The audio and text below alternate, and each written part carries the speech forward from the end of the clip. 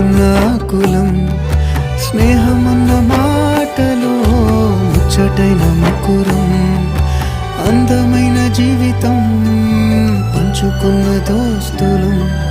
బాధలెన్ని చేరినా బెదిరిపోని మిత్రులం